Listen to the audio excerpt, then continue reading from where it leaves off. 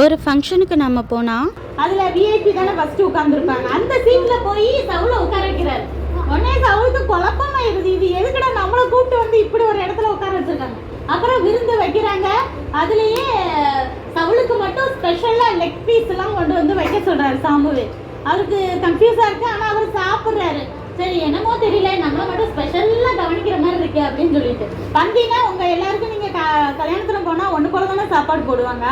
இப்போ யாருக்கும் ரோஹிஷாக்கு நான் மட்டும் கொண்டு வந்து 2 லெக் பீஸ் வைக்கிறேன், உனக்கு வந்துட்டு கூட ஒரு 2 ஸ்வீட் வைக்கிறேன், அவனுக்கு கூட ஒரு இது பாயசம் வைக்கிறேன்னா அவன் என்ன நினைப்பான், இது இருக்கு நம்மளுக்கு மட்டும் ஸ்பெஷலாக வைக்கிறாங்க, அது நம்மளுக்கு பிடிச்சதை மட்டும் கூட ஒன்று வைக்கிறாங்க அப்படின்னா அவங்களுக்கு டவுட் வருமா வராதா? வரும்ல. அது போல சவுளுக்கு கன்ஃபியூஸாக இருக்க மடையை சொல்லிச்சுட்டே இருக்காரு. ஆனால் நல்லா சாப்பிட்டுட்டு மறுநாள் காலையில் கிளம்பும் போது சாமுவேல் சொல்கிறாரு, உனைய தான் தேவன் ராஜாவா தேர்ந்தெடுத்திருக்கிறாரு. இஸ்ரேல் தேசத்துக்கே முதல் ராஜா யாரு? சவுல். சொல்லுங்க, சவுல் அப்படின்னு சொல்லிட்டு தலையில நான் சொல்லியிருக்கேன், ராஜா ஆகுறதுக்கு முன்னாடி என்ன செய்வாங்க, அபிஷேகம் பண்ணுவாங்கன்ட்டு.